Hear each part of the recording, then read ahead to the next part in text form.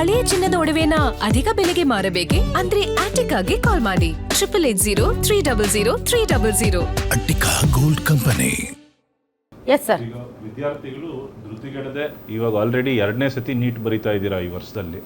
ಈ ಚಾನ್ಸು ಏನಾದರೂ ನೀವು ಕಾನ್ಫಿಡೆನ್ಸ್ ಕಡಿಮೆ ಆಗಿ ಅಥವಾ ಬೇರೆ ರೀತಿ ಎಲ್ಲ ತೊಂದರೆಗಳಿಗೆ ಒಳಪಟ್ಟಿತ್ತು ಅಂತ ಹೇಳಿದ್ರೆ ತಿರುಗಿ ಇನ್ನೊಂದು ಸತಿ ಹೋಗಬೇಕಾಗತ್ತೆ. ಆ ಚಾನ್ಸ್ ಕೊಡ್ದಿರಂಗೆ this attempt is the best attempt ಅಂತ ಹೇಳಿಕೊಡಿ. ಗೊತ್ತಿದೆ 22 ಲಕ್ಷ ಜನ ಬರೆದ್ರೆ 1 ಲಕ್ಷ ಜನಕ್ಕೆ ಸೀಟ್ ಸಿಗೋದು, ಬಟ್ ನಿಮ್ಮ ನಾಲೆಡ್ಜ್ ಅನ್ನೋದು ಯಾವತ್ತೂ ವೇಸ್ಟ್ ಆಗಲ್ಲ. ಸೊ ಇದು ಒಂದು ಎಕ್ಸಾಮ್, ಇದೊಂದು ಪರೀಕ್ಷೆ, ಇದೊಂದು ಕಾಲಘಟ್ಟ ಅಷ್ಟೇ. ಇದು ಆದರೆ ವೆಲ್ ಆ್ಯಂಡ್ ಗುಡ್. ಆಗಿಲ್ಲ ಅಂತ ಹೇಳಿದ್ರೆ ಮನನೊಂದ್ಬಿಟ್ಟು ಆತ್ಮಹತ್ಯೆ ಅದಕ್ಕೆ ಇದಕ್ಕೆಲ್ಲ ಏನು ಶರಣಾಗಬೇಡಿ. ಲೈಫ್ ಇನ್ನೂ ತುಂಬ ಮುಂದೆ ಇದೆ. ದಿಸ್ ಇಸ್ ನಾಟ್ ದೊಡ್ಡ ವ್ಯಕ್ತಿಗಳೆಲ್ಲ ಬರೀ ನೀಟ್ ಬರ್ದೇ ಆಗಿಲ್ಲ. ಸೊ ನೀವು ಸಮಾಜ ಸೇವೆ ಮಾಡೋದಕ್ಕೆ ಅಥವಾ ನಿಮ್ಮ ಒಂದು ಜೀವನ ಕಟ್ಕೊಳ್ಳೋದಕ್ಕೆ ಹಲವಾರು ದಾರಿಗಳಿದಾವೆ. ಬಟ್ ಎಸ್ಪೆಷಲಿ ತಂದೆ ತಾಯಿಗಳು ನಿಮ್ ಪ್ರೆಜರೇ ಮಕ್ಳಿಗೆ ಜಾಸ್ತಿ. ತಂದೆ ತಾಯಿಗಳು ನಿಮ್ ಪ್ರೆಜರೇ ಮಕ್ಳಿಗೆ ಜಾಸ್ತಿ. ನಾನ್ ಡಾಕ್ಟರ್ ಬಹಳ ಜನ ಡಾಕ್ಟರ್ ಮಾಡಬೇಕು, ನಾಳೆ ಎಕ್ಸಾಮ್ ಅಂತೇಳಿ ಬಹಳ ಜನ 4-5 ದಿನದಿಂದ ರಜೆ ಯಾಕೆ ಮನೆ ಕುಂತ ಮಕ್ಕಳ ಜೊತೆಗೆ. ಅದು ಸಪೋರ್ಟ್ ಅಷ್ಟೇ, ಅದು ಸಪೋರ್ಟ್ ಇರ್ಲಿ, ಬಟ್ ಪ್ರೆಷರ್ ಬೇಡ. ಪ್ರೆಷರ್ ಬೇಡ. ಆಯ್ತು ಮಗ ಆದ್ರ ಮಾಡು, ಆಗ್ಲಿಲ್ಲ ಅಂದ್ರೆ ಬೇರೆ ಮಾಡಿ ಅಂತ ಮುಗಿದೋಯ್ತು. ಬೇರೆ ಆಪ್ಷನ್ಸ್ ಓಪನ್ ಆಗುತ್ತೆ. Yes sir. ಇವಾಗ ತುಂಬಾ ಆಪ್ಷನ್ಸ್ ಇದೆ. ಡಾಕ್ಟರ್ ಸೀಟ್ ಮೇಲೆ ಅವಲಂಬಿತ ಆಗ್ಬೇಕು ಅಂತ ಏನಿಲ್ಲ. ಆದ್ರೆ ಸರ್ಕಾರ ಈ ಏನು ವ್ಯವಸ್ಥೆ ನೋಡಿ ಇಮಿಡಿಯೇಟ್ ಸರ್ಕಾರಿ ಏನು ವೈದ್ಯಕೀಯ ಸೀಟ್ಗಳನ್ನ ಸಂಖ್ಯೆ ಹೆಚ್ಚಿಸ್ಬೇಕು. ಅವಾಗ ಪ್ರೆಷರ್ ಕಮ್ಮಿ ಆಗುತ್ತೆ. ನಾವು 1000 ಸೀಟ್ ಇಟ್ಬಿಟ್ಟು 1 ಲಕ್ಷ ಜನ ಬರೀರಿ ಅಂದ್ರೆ ಅದು ಅವ್ರಿಗೆ, ಯಾಕಂದ್ರೆ ಕೋಟ್ಯಾಂತರ ರೂಪಾಯಿ ಇದೆ ಇವಾಗ ಪ್ರೈವೇಟ್ ಇದೆ, ವೈದ್ಯರ ಡಿಮಾಂಡು ಅಷ್ಟೇ ಇದೆ. ಜಾಸ್ತಿ ಸೀಟ್ ಮಾಡಿದ್ರೆ ಗ್ರಾಮೀಣ ಭಾಗದಲ್ಲೂ ವೈದ್ಯರುಗಳ ಅವೈಲಬಿಲಿಟಿ ಇರ್ತದೆ. ಬಟ್ ನಾಳೆ ಎಕ್ಸಾಮ್ಸ್ಗೆ ನೀವು ಧೈರ್ಯವಾಗಿ ಅಲ್ಲಿ ಯಾರೋ ಸೆಕ್ಯೂರಿಟಿಗಳಾಗಿ ನಮ್ಮ ಆರ್ಮಿಯವ್ರನ್ನ ನೋಡಿ ಎದುರ್ಕೊಳ್ಳೋದೇನಿಲ್ಲ. ಅವರೆಲ್ಲ ನಮ್ಮವರೇನೆ.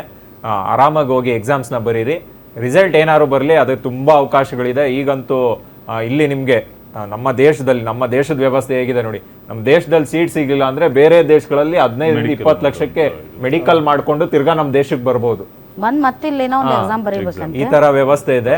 ಯಾರು ಧೈರ್ಯವಂತರಾಗಿ ಆರಾಮಾಗಿ ಬರೀರಿ. ಪೇರೆಂಟ್ಸ್ಗಳು ನೀವು ನಿಮ್ಮ ಒಂದು ಪ್ರೆಷರ್ ಇಂದಾನೆ ನಿಮ್ಮ ಫೇಸ್ಗಳು ನೋಡೇ ಅವರು ಬೇರೆ ಬೇರೆ ತೀರ್ಮಾನಗಳಿಗೆ ಹೊಂದುತ್ತಾರೆ.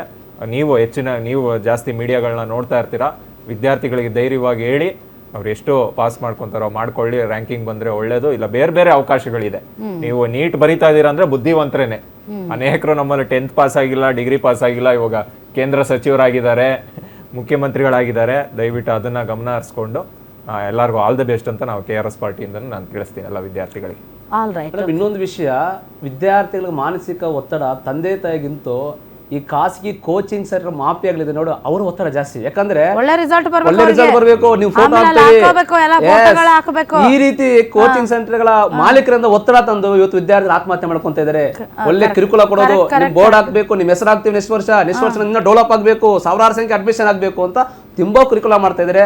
ಸರ್ಕಾರಕ್ಕೆ, ರಾಜ್ಯ ಸರ್ಕಾರಕ್ಕೆ ಏನಾದ್ರೂ ಕೂಡ ಮಾನವೀಯತೆ ಇದ್ರೆ ಈ ಕೋಚಿಂಗ್ ಸೆಂಟರ್ ಮಾಫಿಯಾನ ಬ್ಯಾನ್ ಮಾಡಿ ವಿದ್ಯಾರ್ಥಿಗಳಿಗೆ ಮಾನಸಿಕ ಒತ್ತಡ ತಂದೆಗೆ ಶಾಲಾ ಇವರಾದ್ರೂ ಏನಾದ್ರೂ ಮಾಡ್ಬೇಕಲ್ಲ ರಾಜ್ಯ ಸರ್ಕಾರಗಳು. ನಾವು ಸಾರಾಸಗಟಾಗಿ ಖಾಸಗಿ ಕೋಚಿಂಗ್ ಕ್ಲಾಸಸ್ ಅನ್ನ ನೀವು ಬ್ಯಾನ್ ಮಾಡಿ ಅಂತಂದ್ರೆ ಅವ್ರಿಗೆ ಬೇಕಾದಂತ ಹೆಚ್ಚುವರಿ ಅಧ್ಯಯನದ ಒಂದು ಮಾರ್ಗಗಳನ್ನ ನೀವು ಸೃಷ್ಟಿಸಬೇಕಾಗತ್ತೆ.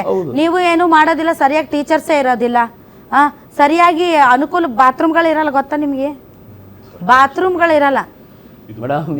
ನನ್ನ ಮಗ ಹೋಗೋ ಕಾಲೇಜಲ್ಲಿ ಅವ್ನು ಪದೇ ಕಂಪ್ಲೇಂಟ್ ಮಾಡ್ತಾನೆ. ದೊಡ್ಡ ನ್ಯೂಸ್ ಆಂಕರ್ ನೀನ್, ನನ್ನ ಕಾಲೇಜಾಗ ಬಾತ್ರೂಮ್ ಇಲ್ಲ ಗೊತ್ತಾ, ಟಾಯ್ಲೆಟ್ಗೆ ಹೋದ್ರೆ ಎಲ್ಲಿ ರೋಗ ಬರ್ತಾವ ಅಂತೇಳಿ ನನಗೆ ಹೆದರಿಕೆ ಆಗ್ತಿದೆ, ಯಾಕೆ ಸುದ್ದಿ ಮಾಡಲ್ಲ ಅಂತ. ಸೊ ಹಿಂಗಿದೆ ಪರಿಸ್ಥಿತಿ. ಸೊ ಆದ್ದರಿಂದ ನೀವು ಪ್ರೈವೇಟ್ ಕೋಚಿಂಗ್ ಕ್ಲಾಸಸ್ ಅನ್ನ ಬ್ಯಾನ್ ಮಾಡಿ ಅಂತ ಹೇಳೋದು ಸುಲಭ. ಪ್ಯಾರಲಲ್ಲಿ ಅದೇ ರೀತಿಯಾದಂತಹ ಒಂದು ಸರ್ಕಾರಿ ವ್ಯವಸ್ಥೆಯಲ್ಲಿ ನೀವೇನಾದ್ರೂ ತರಬೇಕಲ್ಲ. ಸರಿಯಾಗಿ ನೆಟ್ಗೆ ಸ್ಕೂಲ್ಗಳನ್ನೇ ನಡ್ಸಕ್ ಆಗ್ತಾ ಇಲ್ಲ ನಿಮ್ಮ ಯೋಗ್ಯತೆಗೆ. ಎಷ್ಟೊಂದು ಸರ್ಕಾರಿ ಶಾಲೆಗಳು ಬಾಗ್ಲಾಗ್ತಾ ಇದ್ದಾವೆ. ಆಮೇಲೆ ಸರ್ಕಾರಿ ಶಾಲೆಗಳಿಗೆ ಇವರಿಲ್ಲ, ಏನು ಶಿಕ್ಷಕರಿಲ್ಲ. ಇಂತಹ ದೊಡ್ಡ ಸಮಸ್ಯೆಗಳು ಇಡೀ ರಾಜ್ಯದಲ್ಲಿ, ನಾಟ್ ಓನ್ಲಿ ರಾಜ್ಯ, ಬೇರೆ ಬೇರೆ ರಾಜ್ಯಗಳಲ್ಲೂ ಕೂಡ ಇಂತಹ ಸಮಸ್ಯೆಗಳಿವೆ. ಬಟ್ ಅಷ್ಟೆಲ್ಲ ಬಿಟ್ಟು ನಾವು ಮತ್ತೆ ಇದಕ್ಕೆ ಹೋಗ್ತೀವಿ ಆನ್ಲೈನ್ ಕ್ಲಾಸಲ್ಲಿ. ಈಗ ನಾನು ಬರ್ಬೇಕಂದ್ರು ಸರ್ ಬಹಳಷ್ಟು ವಿಚಾರಗಳನ್ನ ಆನ್ಲೈನ್ ಅಲ್ಲಿ ನೋಡ್ತೀವಿ. ಎಷ್ಟೊಂದು ಜನ ಇದ್ದಾರೆ. ನನ್ನ ಹತ್ರ ಒಂದು ಲಿಸ್ಟ್ ಇದೆ. ಆನ್ಲೈನ್ ಟೀಚರ್ಸು ಎಷ್ಟು ಈಸಿಯಾಗಿ, ಎಷ್ಟು ಚಂದ ವಿಷಯನ ಅವರು ಎಷ್ಟು ಎಲಾಬರೇಟ್ ಆಗಿ ಆ ವಿಷಯಗಳನ್ನ ಎಕ್ಸ್ಪ್ಲೈನ್ ಮಾಡ್ತಾರೆ ಅಂತಂದ್ರೆ, ನಾನು ಕೂಡ ಆಸ್ ಅ ನ್ಯೂಸ್ ನನಗೆ ಯಾವುದೇ ರೀತಿಯಾದಂಥ ಅಮ್ಮು ಬಿಮ್ಮು ಇಲ್ಲಪ್ಪ. ಯಾಕೆಂದ್ರೆ ನಾನೇನು ಎಲ್ಲ ತಿಳ್ಕೊಂಡಿರುವಂಥ ಸರ್ವಜ್ಞನೇ. ನಾನು ಓದಬೇಕಾಗುತ್ತೆ, ನಾನು ತಿಳ್ಕೊಳ್ಬೇಕಾಗುತ್ತೆ. ಆ್ಯಂಡ್ ಜ್ಞಾನಾರ್ಜನೆ ಇಸ್ ಅ ಕಂಟಿನ್ಯೂಸ್ ಪ್ರಾಸೆಸ್. ಒಬ್ಬ ತಿಳ್ಕೊಂಡಿರೋರು ಹೇಳೋದನ್ನು ನಾವು ಕೇಳಿ ಜ್ಞಾನವನ್ನು ಪಡ್ಕೊಳ್ತೀವಿ ಅಂತಂದರೆ ಅದರಲ್ಲಿ ತಪ್ಪೇನಿಲ್ಲ. ಆನ್ಲೈನಲ್ಲಿ there are lot of teachers ಎಷ್ಟು ಚೆನ್ನಾಗಿ ಎಕ್ಸ್ಪ್ಲೇನ್ ಮಾಡ್ತಾರೆ. ನೀಟು ಅಷ್ಟೇ, ಈ ನೀಟ್ ಎಕ್ಸಾಮ್ಗೆ ಪಾಪ ಅವರು ರಾತ್ರಿ ಹಗಲು ವೀಡಿಯೋಸ್ ಬಿಡ್ತಾ ಇದ್ದಾರೆ ನೋಡಿ, ಮೋಸ್ಟ್ ಪ್ರಾಬ್ಲಿ ಈ ಕ್ವಶನ್ಸ್ ಬರ್ಬೋದು, ಈ ಕ್ವಶನ್ಸ್ ಬರ್ಬೋದು, ಹಿಂಗೆ ಪ್ರಿಪೇರ್ ಆಗಿ ಹಂಗೆ ಪ್ರಿಪೇರ್ ಆಗಿ ಅಂತ. ಆದರೆ ನಾವೇನು ಮಾಡ್ತೀವಿ, ಅವ್ರನ್ನ ಟಾರ್ಗೆಟ್ ಮಾಡ್ತೀವಿ, ದೋ ಟುಕಡೆಕೆ ಟೀಚರ್ಸ್ ಅಂತ. ಏನಪ್ಪ ನಮ್ಮ ಸಮಾಜ. ಜನರು ಈಗ ಪ್ರಶ್ನೆ ಮಾಡೋ ಒಂದು ಜನ ಎಚ್ಚೆತ್ಕೊಂಡಿದ್ದಾರೆ ಸರ್. ಮುಗೀತೀಗ ಆ ಜಮಾನ ಮುಗೀತು. ಧರ್ಮದ ಮುಸ್ಕಾಕಿ ಇಲ್ಲ ಇನ್ನೊಂದು ಏನೋ ಮುಸ್ಕಾಕಿ ಅವ್ರನ್ನ ಕತ್ಲಲ್ಲಿ ಇಡ್ತೀವಿ ಅಂದ್ರೆ ಇಲ್ಲ. ಜನ ಈಗ ಎಜುಕೇಟೆಡ್ ಆಗಿದ್ರೆ ಜನ ಏನೂ ಇಲ್ಲ, ಬಾರಿಸೇ ಬಿಡ್ತಾರೆ ಈಗ. ಆ ಲೆವೆಲ್ಗೆ ಬಂದ್ಬಿಟ್ಟಿದ್ದಾರೆ. ಏನೂ ಆಗ್ಬಾರ್ದಪ್ಪ, ವಿದ್ಯಾರ್ಥಿಗಳ ಹಿತದೃಷ್ಟಿಯಿಂದ ಎಕ್ಸಾಮ್ ನೀಟ್ ತುಂಬ ಸುಸೂತ್ರವಾಗಿ ಆರಾಮಾಗಿ ನಡಿಬೇಕು, ನಡೆಯುತ್ತೆ ಕೂಡ. ಆ ನಿಟ್ಟಿನಲ್ಲಿ ನಾವು ಈ ಸಾರಿ ನಮ್ಮ ಸರ್ಕಾರವನ್ನು ನಂಬ್ತಾ ಇದ್ದೀವಿ.